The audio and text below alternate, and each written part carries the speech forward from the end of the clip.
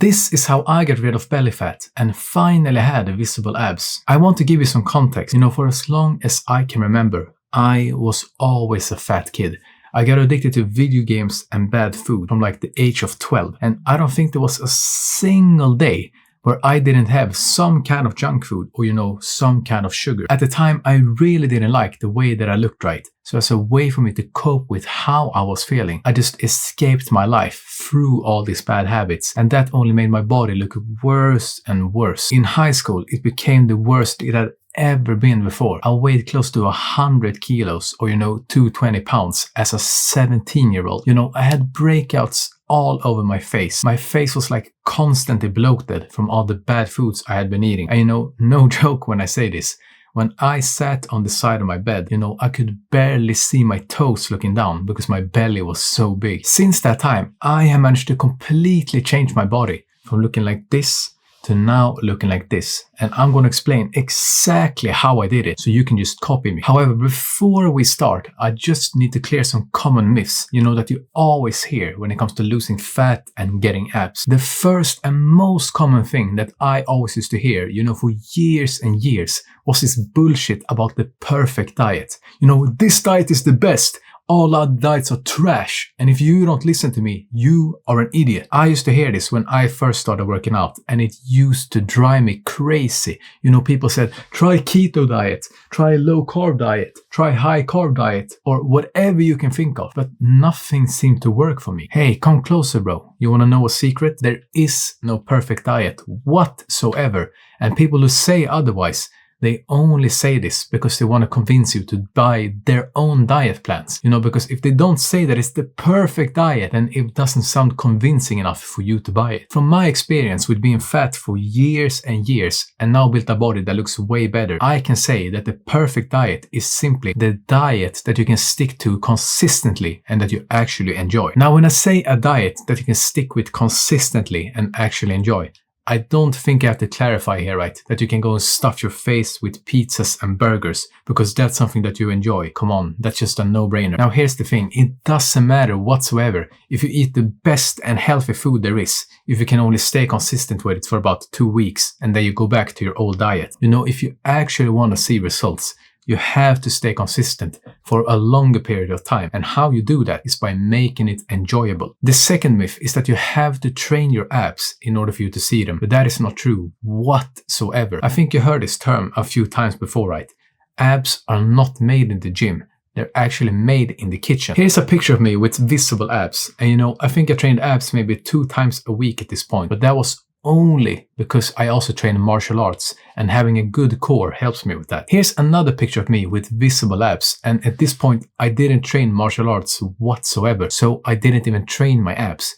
And I'm not saying that you shouldn't train your abs. You should definitely train them because they help with like all the other lifts in the gym. They just give you better balance, and overall the abs themselves look way better. I just wanted to clear this up because a lot of people think that you have to train your abs in order for you to see them, but that is not true whatsoever. Alright, with that out of the way, let's jump right into it. The first thing I want to talk about is your mindset. When losing fat and getting abs, it's so much more about your mental rather than what's happening to your body. For as long as I can remember, I thought that I was going to be fat for the rest of my life. Everything I tried, it just didn't work for me. And I thought to myself that I was the one exception, that just couldn't make any progress. It wasn't until I improved my mindset that everything changed for me. I remember talking with my dad about my weight and how I wanted to look better.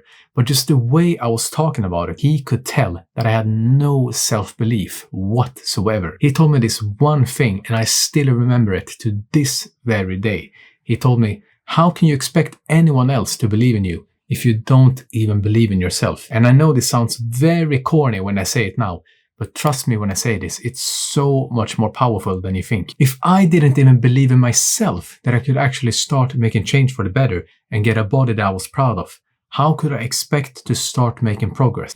Something that really helped me with this was to think about my reason why. The reason why I wanted to get abs and look better in the first place.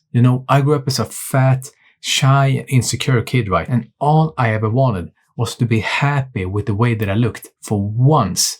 You know, I wanted to be able to step outside and have confidence when I walk down the street instead of having this slouched back and, you know, just staring at the ground wherever I was walking. This became my reason why. So I want you to do the same thing. You know, take some time and really think to yourself, why do you want to lose fat and get abs in the first place? The stronger the reason, the better. If it helps, you can literally write it on a piece of paper and actually put it on your wall. You know, something that I have been struggling with recently was self-doubt. So I wrote a note and I put it on my wall. And let me show you. There you have it. That's what I've been following recently. Why it's important to have a strong reason why is because that's what's going to keep you motivated when times get tough.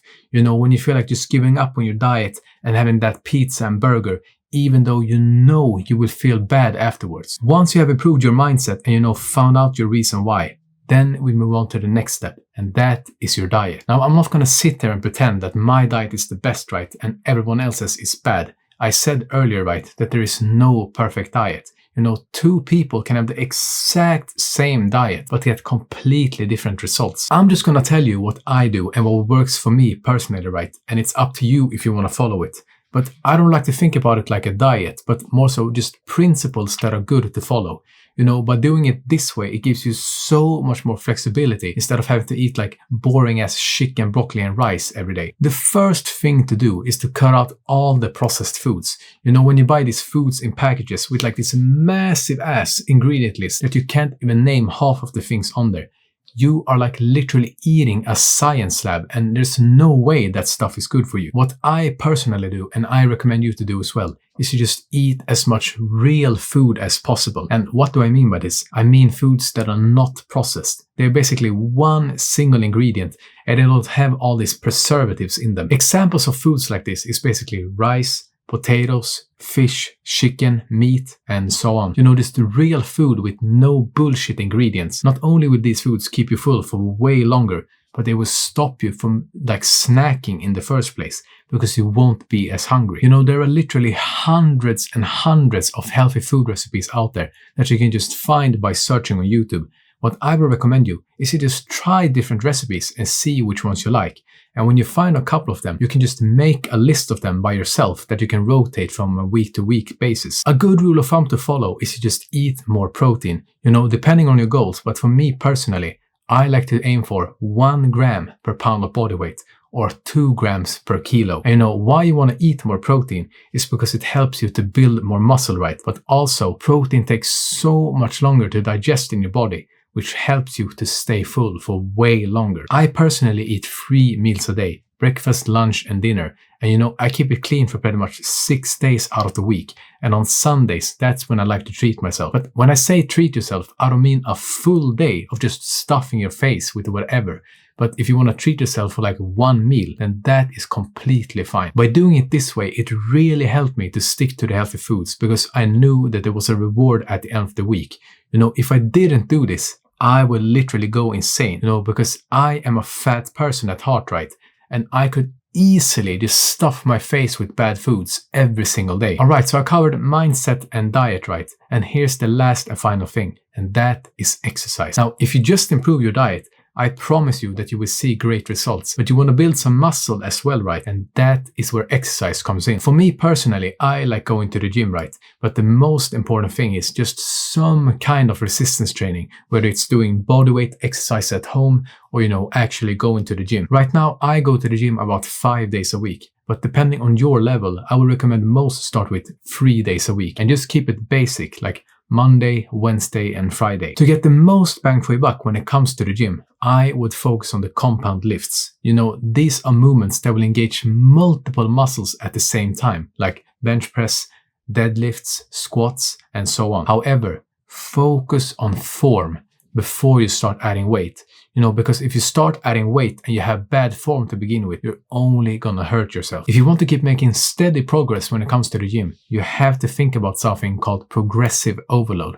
This is basically a fancy word for just doing more than the last time. You know, whether it's adding more weight or doing more reps. I like to keep it so basic when it comes to this that I just use the notes on my phone. You know, I write the name of the exercise, then next to it I have the sets and the reps, and next to that I have the weight. And then I know until my next workout how much more I need to do. I'll put a picture on the screen as well so you know what I'm talking about. Alright, so let me address the elephant in the room, right? And that is cardio. For the love of God, please don't overdo this.